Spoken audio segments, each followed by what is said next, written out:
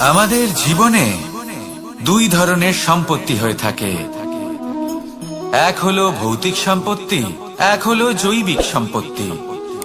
অর্থ, সম্পদ, সুবিধে, খাদ্য এইসব ভৌতিক সম্পত্তির মধ্যে পড়ে।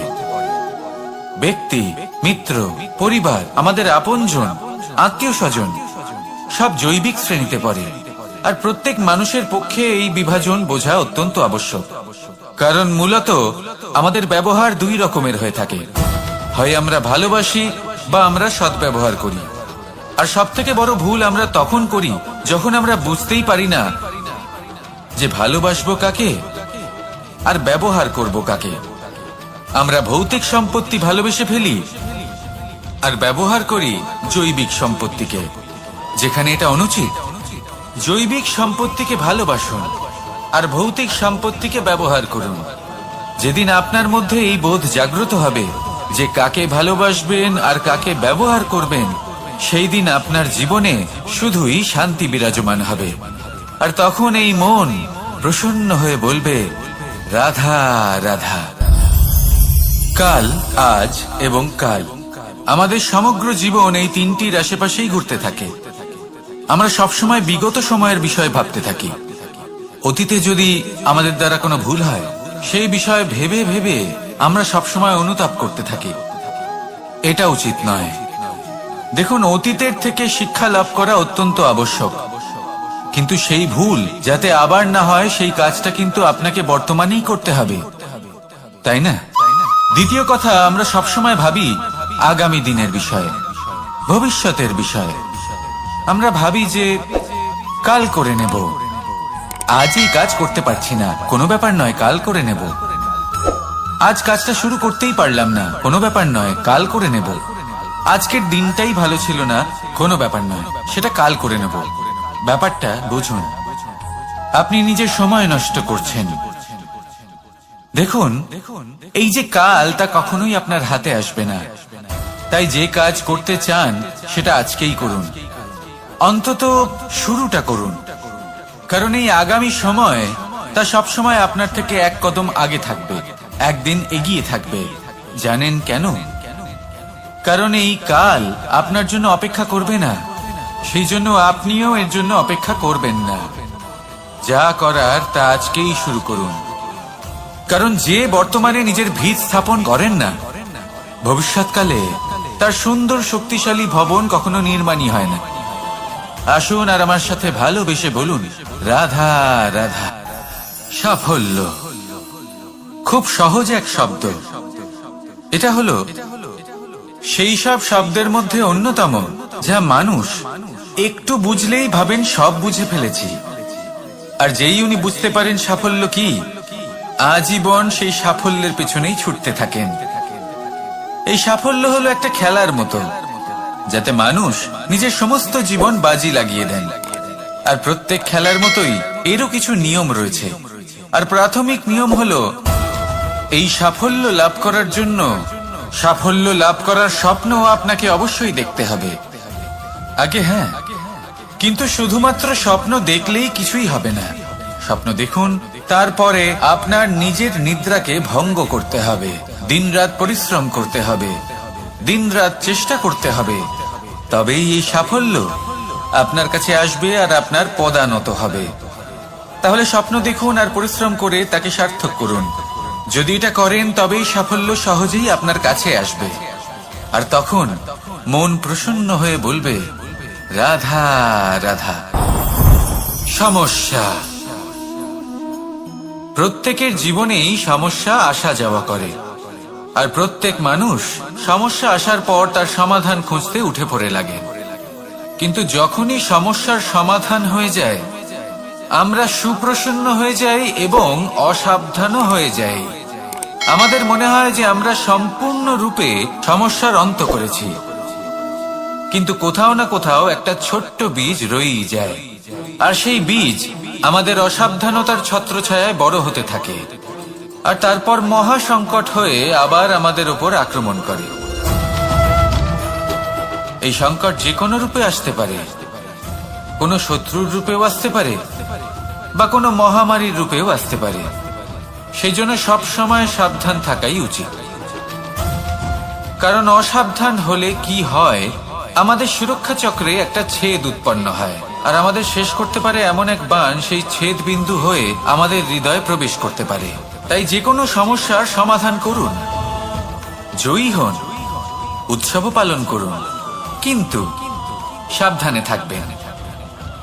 আসুন আর আমার সাথে ভালোবেসে বলুন, রাধা রাধা। কথায় আছে এই জীবন একটা যুদ্ধ, একটা লড়াই। নিজের অস্তিত্বের জন্য, নিজের মূল্যের জন্য, যা আমরা পেতে চাইছি তার জন্য। এই যুদ্ধে জয়লাভ কে করে? এই যুদ্ধে জয়ী হয় এক যোদ্ধা। এবার বেশিরভাগ সময় আমরা যুদ্ধে অংশগ্রহণ করি না, নিজেকে বুঝিয়ে দিই যে আমরা তো যোদ্ধা নই। কিন্তু বিষয়টা তা নয়। একটা অত্যন্ত গুরুত্বপূর্ণ কথা আপনাকে মনে রাখতে হবে। কোন যোদ্ধা জন্ম থেকে যোদ্ধা হন না, তিনি চয়ন করেন যে তিনি যোদ্ধা হবেন কিনা। তিনি তখনই একজন যোদ্ধা হয়ে ওঠেন যখন তিনি পিছু হটবেন না বলে দৃঢ় প্রতিজ্ঞ হন। যদি ওনার সামনে অন্যায় হয়, তার বিরোধিতা করার জন্য দৃঢ় প্রতিজ্ঞ হন, তবেই তিনি যোদ্ধা হয়ে ওঠেন। কেউ জন্ম থেকেই যোদ্ধা হয়ে এই পৃথিবীতে আসেন না। আপনি কি হতে চান? সেই দর্শক হতে চান যারা যুদ্ধভূমিতে বসে থেকে অন্য কারোর জয় উচ্ছ্বাস প্রকাশ করেন, নাকি সেই যোদ্ধা হতে চান যিনি নিজের শৌর্য দিয়ে, বীরত্ব দিয়ে নিজের পরাক্রম প্রদর্শন করেন, আর যার প্রশংসা যুগ যুগ ধরে হয়ে চলে? আপনি কি হতে চান সেই সিদ্ধান্ত আপনারই। আসুন আর আমার সাথে ভালোবেসে বলুন, রাধা রাধা। নাম, এই নাম আসলে কি বলা বড়ই মুশকিল। এই সংসারের প্রত্যেক বস্তু, প্রত্যেক ব্যক্তি, প্রত্যেক স্থান, প্রত্যেক জাতি, প্রত্যেক সম্প্রদায়ের নাম আছে। কিন্তু এই প্রত্যেক নাম কি যথেষ্ট? একেবারেই নয়। দেখুন, কিছু নাম হয় যা জন্মসূত্রে লাভ করা। যেমন আমার নাম রাখা হয়েছিল কৃষ্ণ, কিন্তু পরে মা আমাকে আদর করে কানাই বলতেন। যখন আমি গোবর্ধন পর্বত ধারণ করি, তখন সকলে আমাকে গোবিন্দ বলে ডাকতেন। যখন আমি কংসের সংহার করেছিলাম, তখন সকলে আমাকে কংসহারি বলতেন। যখন আমি গীতাতে জ্ঞানের উপদেশ দিয়েছিলাম, তখন সবাই আমাকে যোগেশ্বর ডাকতেন। কিছু নাম হয় যা জন্মসূত্রে পাওয়া যায়, আর কিছু নাম হয় যা কর্মসূত্রে পাওয়া যায়। জন্মসূত্রে পাওয়া নাম মৃত্যুর সাথে সাথে শেষ হয়ে যায়, কিন্তু কর্মের দ্বারা প্রাপ্ত নাম মৃত্যুর পরেও অক্ষত থেকে যায়। তাই আপনি এই নামের মোহে কখনোই জড়াবেন না। শুধু কর্ম করতে থাকুন, তাহলেই এই মন আনন্দিত হয়ে উঠবে। আসুন আর আমার সাথে ভালোবেসে বলুন, রাধা রাধা। আপনার কি মনে আছে যে আপনি শেষবার কবে পরাজিত হয়েছেন? আপনার ভুল কবে হয়েছিল? আপনি কবে অসফল হয়েছিলেন, কবে পরাজিত হয়েছিলেন? মনে নেই? তাহলে তো আপনি নিজের জীবনের সবথেকে বড় শিক্ষককে হারিয়ে ফেলেছেন। আপনার বিগত হার, পরাজয়, ভুল, এটাই আপনার জীবনের প্রধান শিক্ষক আর প্রধান সহায়ক। এটাই আপনাকে শেখায় যে কি করা উচিত, কি করা উচিত নয়। এই প্রকৃতি আমাদের কি শেখাতে চাইছে তা বুঝুন। এমন কি কোনো দিন আছে যার শেষে রাত আসে না? এমন কি কোনো নদী আছে যা শুকিয়ে যায় না? এমন কি কোনো বৃক্ষ আছে যার পাতা ঝরে না? এমনই তো হয়। কিন্তু যদি সূর্য পরাজয় স্বীকার করে, তাহলে রাতের পরে কখনোই দিন আসবে না। যদি নদী হার মেনে নেয়, তাহলে সে আবার বর্ষা ঘটাতে কখনোই সাহায্য করতে পারবে না। যদি বৃক্ষ হার মেনে নেয়, তাহলে সে বসন্ত ঋতুতে না নতুন পাতার জন্ম দিতে পারবে, আর না গ্রীষ্মকালে ছায়া প্রদান করতে পারবে। যদি এরা সবাই হার মেনে নেয়, তাহলে ধরিত্রী তৃষ্ণার্ত থাকবে। প্রকৃতি আমাদের এটাই শেখায় যে হার, অসফলতা, পরাজয় এগুলো আমাদের জীবনে আসবেই আসবে, আর আমাদের শিক্ষা দিতে আসবে, আমাদের মঙ্গলের জন্য আসবে। তাই নিজের দৃষ্টিভঙ্গি সেরকমই রাখুন। তাই ধনাত্মক দৃষ্টিভঙ্গি দিয়ে দেখুন, নিজের হার, নিজের পরাজয় থেকে শিক্ষা নিয়ে অগ্রসর হতে থাকুন। নিশ্চিত রূপে আপনি জয়ী হবেন। আর যখন জয়ী হবেন, তখন মন প্রসন্ন হয়ে বলবে, রাধা রাধা। জীবনে কখনো না কখনো এই প্রশ্ন আপনার মনে এসেই থাকে যে আমরা আসলে কি, কোথা থেকে এসেছি, সূত্রপাত কোত্থেকে হয়েছে, লক্ষ্যটা কি, আর কোথায় পৌঁছতে চাই, আমাদের অস্তিত্ব কি, আর কেন এই জীবন আমরা লাভ করেছি। আসে, বেশিরভাগ মানুষের মনেই এই প্রশ্ন আসে, আর আসাও উচিত। দেখুন, আপনার অধিকার এটা জানা যে আপনি কে, তাই এটা খুঁজতে থাকুন, ভাবতে থাকুন। কিন্তু তার থেকেও বেশি গুরুত্বপূর্ণ কিছু আছে, আপনার কর্তব্য, নিজেকে সঠিকভাবে গড়ে তোলার কর্তব্য। এটাই বেশি গুরুত্বপূর্ণ। এটাই করুন, নিজেকে নির্মাণ করুন, নিজের কর্মগুলিকে, নিজের গুণগুলিকে, নিজের মূল্য নির্মাণ করুন, যা আপনার অস্তিত্বকে আকার দিতে পারে, আপনার পরিচয়কে আকার দিতে পারে, যা আপনাকে আপনার লক্ষ্যে পৌঁছে দিতে পারে, যা আপনাকে আপনার সূত্রপাত দেখাতে পারে, আপনাকে নির্দেশ দিতে পারে। তারপর নিজেকে খোঁজার কোনো অর্থই থাকে না। নিজেকে নির্মাণ করা বেশি গুরুত্বপূর্ণ হয়ে যায়, আর এটাই হলো বেশি গুরুত্বপূর্ণ কাজ। তাই আপনিও এটাই করুন, আর আমার সাথে ভালোবেসে বলুন, রাধা রাধা। সংসারের সবথেকে গুরুত্বপূর্ণ বস্তু কি? সবথেকে গুরুত্বপূর্ণ ব্যক্তি কে? সবথেকে গুরুত্বপূর্ণ অস্ত্র কি? আপনার কাছে সবথেকে গুরুত্বপূর্ণ সময় কোনটা? এমন অনেক প্রশ্ন আমাদের মনে আসে, এবং তার উত্তর খোঁজার জন্য আমরা কি না করি, কোথায় কোথায় না যাই, যেখানে এর উত্তর আমাদের কাছেই রয়েছে, আমাদের সামনেই রয়েছে। সংসারের সবথেকে গুরুত্বপূর্ণ ব্যক্তি হলেন তিনি, যিনি এই মুহূর্তে আপনার সাথে রয়েছেন, আপনার সামনে রয়েছেন। সবথেকে গুরুত্বপূর্ণ অস্ত্র হলো সেটাই যা আপনার কাছে রয়েছে। সবথেকে গুরুত্বপূর্ণ বস্তু সেটাই যেটা এই মুহূর্তে আপনার হাতে রয়েছে। সবথেকে গুরুত্বপূর্ণ পুঁজি সেটাই যেটা এই মুহূর্তে আপনার সাথে রয়েছে। আর সবথেকে শ্রেষ্ঠ এবং গুরুত্বপূর্ণ ফল সেটাই যেটা আপনি এই মুহূর্তে ভোগ করছেন। যা আছে তা এই মুহূর্তেই আছে। পর মুহূর্তে আপনি থাকবেন কিনা সেটা আপনিও জানেন না। তাহলে বাকি কোনো ব্যক্তি বা বস্তু বা অস্ত্র বা ধনের বিষয়ে আপনি কি বা বলবেন? জীবন যদি থাকে তাহলে তা এই মুহূর্তে আছে, বর্তমানে আছে। অন্য সবই ভাবনা এবং কল্পনা মাত্র। তাই এই জীবন উপভোগ করুন, শুধু আনন্দই আনন্দ পাবেন। আসুন আর আমার সাথে ভালোবেসে বলুন, রাধা রাধা। সারল্য। মানুষ সবসময় এমন কিছু খোঁজে যা সরল, এমন পথ খোঁজে যা সরল, সেই সকল বস্তুর পিছনে ছোটে যা সহজেই পাওয়া যায়। আপনি আমাকে বলুন, যদি সবই সহজে পাওয়া যেত তাহলে আনন্দ কিসে থাকতো? আপনি আমাকে বলুন, সরল কোনটা? দুঃখ ভোগ করার পর চোখের জল ফেলা, নাকি হাসি মুখে অন্য কাউকে সাহস জোগানো? সরল কোনটা? পড়ে যাওয়ার পরে কাউকে সাহায্যের জন্য অনুরোধ করা, নাকি স্বয়ং নিজের পায়ে উঠে দাঁড়িয়ে শক্তি অর্জন করা? সরল কোনটা? ঝড় বৃষ্টি আসার পরে নিজের ভেঙে যাওয়া বাড়ি দেখে চোখের জল ফেলা, নাকি মাটিতে জল দিয়ে আবার নিজের বাড়ি মেরামত করে পুনর্নির্মাণ করা? কোনটা সরল? আপনি দেখবেন সেটাই সরল যেটা শেষে আপনাকে যন্ত্রণা দেবে। সরল পথ নির্বাচন করবেন না, উচিত এবং শ্রেষ্ঠ লক্ষ্য নির্বাচন করুন। পথ যেমনই হোক না কেন তা আপনাকে মেনে নিতেই হবে।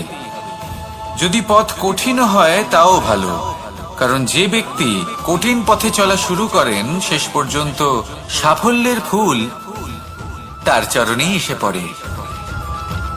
তাহলে সামনে এগোতে থাকুন আর আমার সাথে ভালোবেসে বলুন, রাধা রাধা। যজ্ঞের আগুনকে শুভ বলে মনে করা হয়, আর সেখানেই চিতার আগুনকে অশুভ মনে করা হয়। এমনটা কেন হয়? এখানে বিষয়টা হলো লক্ষ্য, বিচার এবং সঙ্গের। যখন আমরা যজ্ঞ করি তখন আমাদের লক্ষ্য কি হয়? পরিবেশকে আরো পবিত্র করে তোলা, ইতিবাচক করে তোলা। আমাদের লক্ষ্য শুভ হয়। তারপরে আসে বিচার। এই পরিস্থিতিতে সেই বিচার হলো অগ্নি। স্ফুলিঙ্গ থেকে তীব্র আকার ধারণ করে সমস্ত কাঠকে পুড়িয়ে দেয় এবং সুগন্ধ ছড়িয়ে দেয়। অর্থাৎ যদি আপনার লক্ষ্য শুভ হয় তাহলে তার নিজেই শুভ বিচারধারাকে আমন্ত্রণ জানায়। এই শুভ বিচার তখনই আসবে যখন আপনার সংকল্প শুভ হবে। অন্যদিকে হলো চিতার আগুন। এর লক্ষ্য কি? একটা দেহকে পরধামে পৌঁছে দেওয়া।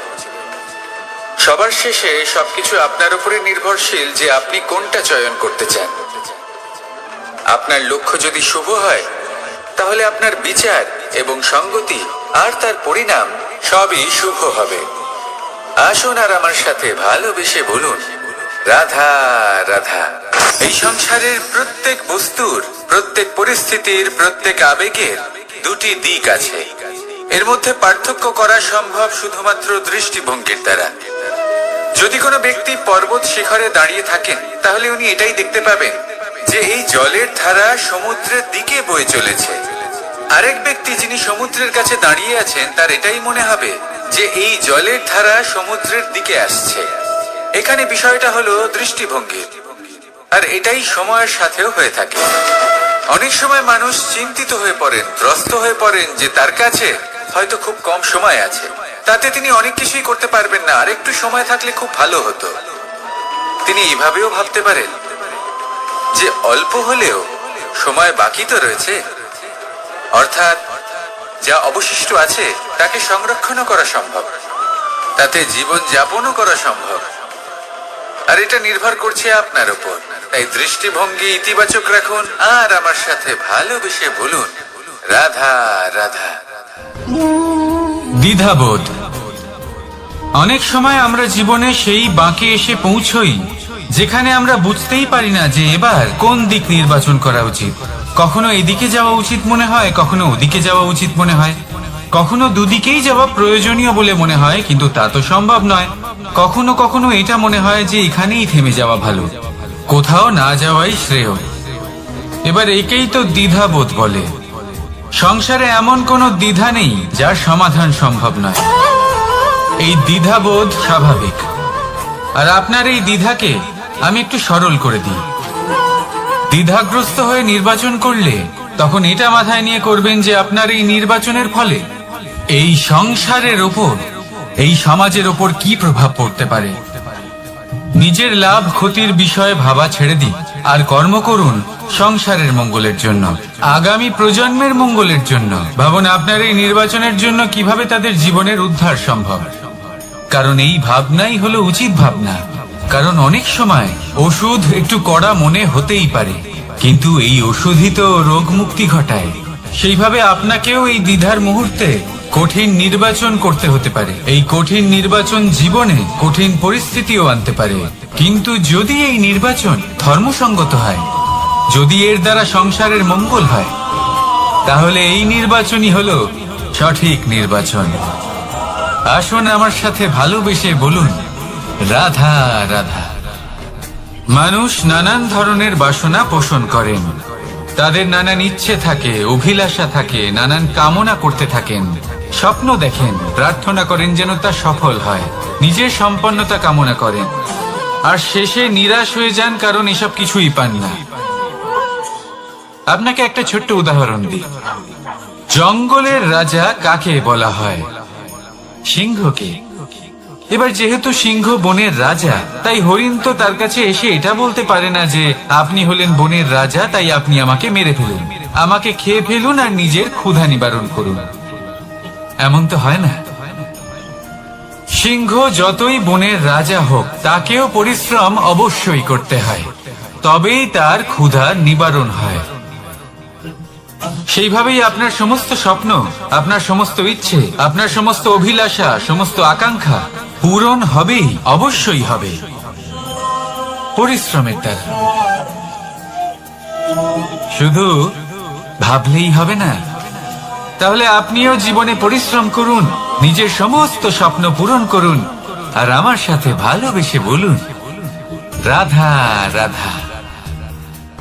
আপনি কি কখনো কোনো উঁচু পর্বতের শিখরে পৌঁছতে পেরেছেন? যদি পৌঁছে থাকেন বা যদি আপনি কোনো উঁচু পর্বতের শিখরে যান, তাহলে ভালো করে দেখবেন, আপনি যত উঁচুতে অগ্রসর হতে থাকবেন, আস্তে আস্তে সমস্ত বনস্পতি বিলুপ্ত হতে থাকে। তারপরে সমস্ত গাছপালা, পশু পাখি সব বিলুপ্ত হতে থাকে। শেষ পর্যন্ত সেই শিখরে থেকে যায় শুধুমাত্র শান্তি, নীরবতা। আমাদের মানুষের সাথেও এটাই হয়। মানুষ যখন আত্মবিকাশের পথে অগ্রসর হতে থাকে এবং নিজের জীবনের শিখরে পৌঁছতে চায়, তখন তার একা থাকা অত্যন্ত প্রয়োজনীয় হয়। আর তাকে তখন ত্যাগ করতে হয় নিজের সুখ স্বাচ্ছন্দ্য, নিজের সম্পত্তি, নিজের সমৃদ্ধি, নিজের সৌন্দর্য। দেখুন, জীবনের শিখরে পৌঁছনো একেবারেই সহজ কাজ নয়। এ হলো অত্যন্ত দুর্গম এক পথ। কিন্তু যদি আপনি সেখানে পৌঁছতে চান, তাহলে আপনাকে ত্যাগের প্রবৃত্তি জাগিয়ে তুলতে হবে। ত্যাগ কি সেটা জানতে হবে, কারণ ত্যাগের ফলেই মনে শান্তি আসে, আর সেই শান্তির ফলে মনে উৎপন্ন হয় প্রেম। আর এই প্রেমই হলো জীবনের অন্তিম লক্ষ্য। তাহলে আসুন আমার সাথে ভালোবেসে বলুন, রাধা রাধা। মানুষ বলেন প্রেমে অনেক শক্তি আছে, আর এটা সত্যিও বটে। প্রেমে এতটাই শক্তি থাকে যে শত্রুতার বড় বড় স্তম্ভকেও এত সহজে ফেলে দিতে পারে। কিন্তু আপনি দেখে থাকবেন, যারা অধিক শক্তিশালী হন তারা দুই ধার সম্পন্ন তরোয়ালের মতো হন। কারণ এই প্রেম যদি আচরণে থাকে, মনে থাকে, বিচার বুদ্ধিতে থাকে, তাহলে তা শুভ হয়। এই প্রেম সৃজন করে। কিন্তু প্রেম যদি ব্যবসার অঙ্গ হয়, যদি এই প্রেমের ব্যবহার নিজের স্বার্থ, নিজের অহংকারের জন্য করা হয়, তাহলে তা সংসারের বিনাশ ঘটাতে পারে। রাধা প্রেমের ব্যবহার করেছে শাম্বের কারণে, আর শাম্ব সেই প্রেমের ব্যবহার করেছে নিজের অহংকার, নিজের স্বার্থ সিদ্ধির জন্য। শেষ পর্যন্ত ক্ষতি শাম্বের হলো না, হলো প্রেমে। তাই মনের মধ্যে প্রেম ভাব অবশ্যই রাখুন, নিজের আচরণেও প্রেম ভাব বজায় রাখুন, কিন্তু সতর্কও থাকবেন আপনার এই প্রেম, একে নিয়ে কেউ ব্যবসা না করে ফেলে। আসুন আর এই ভালোবাসার সাথেই বলুন, রাধা রাধা। ফলটা দেখছেন আপনি? এটা সেই ফল যেটা গাছের সবচেয়ে উঁচু ডালে পাওয়া যায়, কিন্তু যখন এটা খসে পড়ে, তখন এটা আকাশের দিকে যায় না যা ওপরে আছে, সে যায় সেই ভূমির দিকে যে নিচ থেকে তার দিকে তাকিয়ে থাকে। কেন? কারণ এই ফলের নিজের উচ্চতার ধারণা মাটির থেকে নিজের দূরত্ব দেখে হয়। এই ব্যাপারটাই আমাদের মানুষের জন্যও খাটে। যদি আপনি সম্পন্ন হন, তাহলে তাদের সাহায্য অবশ্যই করবেন যাদের সামর্থ্য আপনার থেকে কম, যাদের সাহায্যের অত্যন্ত প্রয়োজন। আপনার সামর্থ্য বেশি কারণ তাদের আপনার থেকে সামর্থ্য কম। দেখুন, জীবনে আনন্দ শুধু বড় হওয়ায় নয়, বরং তাদের সাহায্য করেও আছে যারা কোনো কারণবশত আপনার থেকে নিচে রয়ে গেছেন। আর যখন একটা ফল এই কথাটা বুঝতে পারে, তখন আপনি নয় কেন, রাধা রাধা। সময় বড়ই বিচিত্র অনুভব দেয়। যখন অপেক্ষা করছেন তখন অনেক লম্বা হয়ে যায়। প্রতিটা মুহূর্ত একটা গোটা দিনের মতো মনে হয়। ঠিক সেইভাবেই যদি কোথাও যেতে দেরি হয়, তখন সময় দৌড়তে থাকে। প্রসন্নতায় বয়ে যায় আর নিরাশায় থমকে যায়। আপনদের সাথে থাকলে সময়ের খেয়ালই থাকে না, শত্রুদের সাথে থাকলে সেই সময়ই খারাপ হয়ে যায়। কিন্তু এটাই কি সত্যি বাস্তব? না, সময় তো সময়ই হয়, নিজের গতিতেই চলে সে। শুধু সেই গতির আভাস আমাদের মানসিক অবস্থা অনুযায়ী বদলে যেতে থাকে। তাই এই সমস্যা সময়ের নয়, আমাদের মানসিকতা। তাই নিজেকে খুশি রাখুন, অন্যদেরও খুশি রাখুন। আগের সমস্ত ঘটনা ভুলে যান আর একটা উজ্জ্বল ভবিষ্যতের দিকে অগ্রসর হন। সময় সবসময় ভালোই লাগবে। প্রেম করুন সবার সাথে, সময় সবসময় সুখেই কাটবে। রাধা রাধা। অগ্নি জীবনে খুব মহত্বপূর্ণ হয় এই অগ্নি। এই অগ্নি উজ্জ্বলতা হয়ে আমাদের জীবিত রাখে। কিন্তু ভাবুন, যদি এই উজ্জ্বলতা ক্রোধের অগ্নি হয়ে দিকভ্রষ্ট হয়, তাহলে কি হবে? একটা ছোট পাতা দিয়ে শুরু করে গোটা বনকে ছারখার করে দিতে পারে।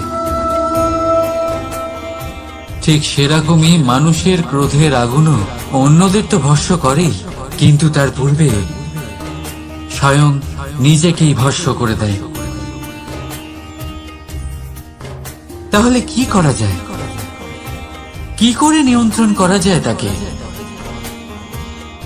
উত্তর হলো, তাতে জল ঢেলে দিই, জলের মতো বইতে দিন একে। ঠিক সেইভাবে যেমন সূর্য নিজের অগ্নিকে তেজ বানিয়ে আপনার কাছে পৌঁছে দেয়। এটাই পার্থক্য সূর্যের অগ্নি আর ক্রোধের অগ্নির মধ্যে। সূর্যের অগ্নি বিচ্ছুরিত হয়ে প্রতিফলিত হয়ে আসে, আর সেই জন্যই তাকে তেজ বলা হয়। অন্যদিকে আমাদের ক্রোধের আগুনের কোনো সীমাই থাকে না। তাহলে নিজের অন্তরের শক্তিকে ক্রোধের আগুন বানিয়ে জ্বালাতে চান, নাকি উজ্জ্বলতা বানিয়ে বিস্তারিত করতে চান? সিদ্ধান্ত আপনার। রাধা রাধা। এই সংসার অনেকটাই বড়, আর আমরা তার কাছে অত্যন্ত নগণ্য। এই সংসারে এমন অনেক মানুষ পাওয়া যায় যারা বোঝান যে এই সংসারটা কতটা বড়, কতটা অদ্ভুত, কতটা সুন্দর। আর এই সংসার রচনা করে পরমেশ্বর কত মহান এক কাজ করেছেন। কিন্তু আপনি এই জীবনে মাত্র কয়েকজন মানুষকেই পাবেন যারা আপনাকে এটা বলবেন যে এই সংসারে আপনি কতটা গুরুত্বপূর্ণ, আপনি কতটা অদ্ভুত। যদি আপনি তাদের সাথে থাকেন, তাহলে তারা নতুন কিছু সৃষ্টি করতে পারেন, এই সংসারকে আরো কতটা পবিত্র করতে পারেন। তাই এই সংসারকে গুরুত্ব না দিয়ে সেই মুষ্টিমেয় কিছু মানুষকে গুরুত্ব দিন, কারণ তারাই হলো আপনার আপনজন, আর তারাই আপনাকে সঠিক পথে চালিত করবে। মানুষকে তো বর্ষার স্রোতও বই নিয়ে যেতে পারে, তাকে সাগরও ডুবিয়ে দিতে পারে, কিন্তু গঙ্গা জল সবচেয়ে বেশি শুদ্ধ, কারণ তার কয়েক ফোঁটা মানুষকে মুক্ত করে দেয়। রাধা রাধা। এ হলো একটা পাতলা সুতো। ভাবছি যদি এটা দিয়ে আমি পোশাক বানাই, তাহলে নিজের জন্য কত সুন্দর একটা পোশাক বানাতে পারবো। কিন্তু যদি এটা আমি চিন্তা করবেন,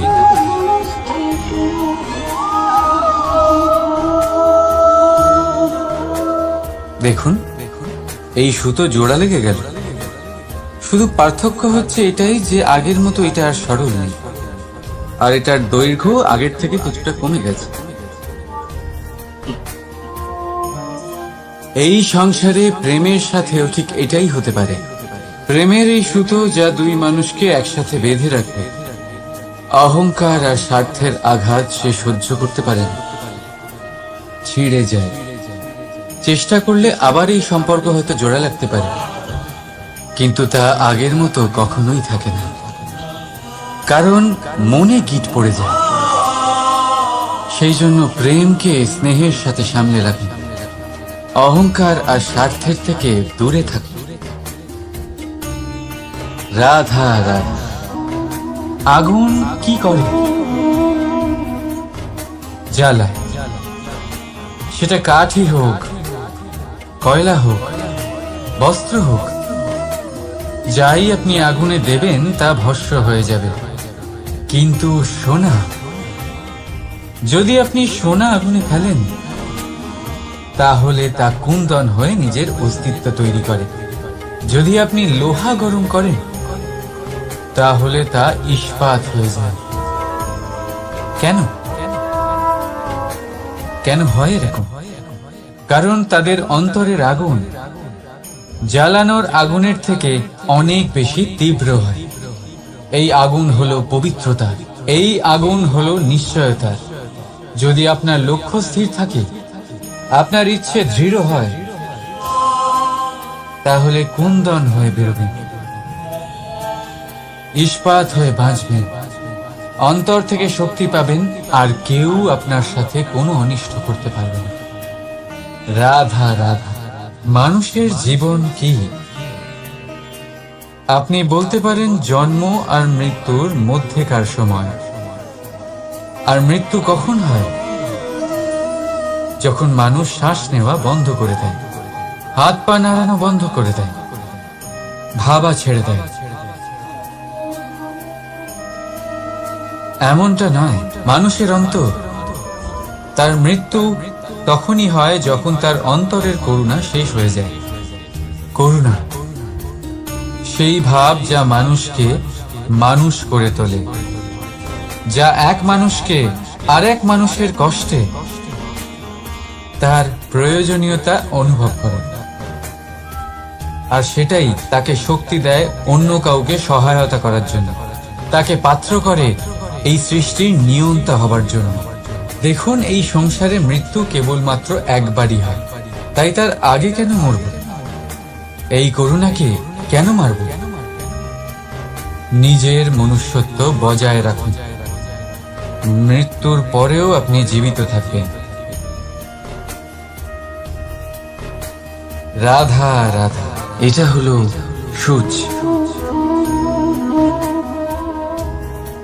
আর এটা হলো তলোয়ার। এবারে আপনারা বলুন, আপনাদের দৃষ্টিকোণ থেকে এই দুই বস্তুর মধ্যে কোনটা বেশি শক্তিশালী আর গুরুত্বপূর্ণ হতে পারে? আপনি বলবেন তলোয়ারই সবচেয়ে শক্তিশালী বা গুরুত্বপূর্ণ। আচ্ছা, মানলাম যে তলোয়ার বেশি ভারী হয়। তলোয়ার আপনাকে যুদ্ধে বিজয়ী করে, যুদ্ধে শত্রুর বিনাশ করে, কিন্তু তলোয়ার দিয়ে আপনি কখনো আপনার বস্ত্র সেলাই করতে পারবেন না। যদি আপনার পায়ে কাঁটা ফুটে যায়, তা আপনি তলোয়ার দিয়ে বের করতে পারবেন না। আপনাকে সূচের ব্যবহার করতেই হবে। এবারে বলুন,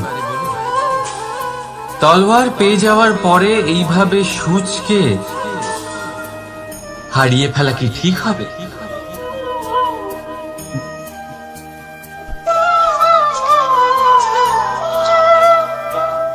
ঠিক সেইভাবেই জীবনে সম্পন্ন বন্ধু পাওয়ার পরেও আপনার সেই বন্ধুদের হারাবেন না যারা কম সম্পন্ন, দরিদ্র। কারণ তারা আপনার সাথে তখন ছিলেন যখন আপনি কিছুই ছিলেন না, আর জীবনে দরকার পড়লে তারাই আপনার কাজে আসবে। সম্পন্ন বন্ধু নয়। তাই যাকে ভালোবেসেছেন তার সাথে বন্ধুত্ব পালন করুন, চিত্ত আনন্দে জেগে উঠবে।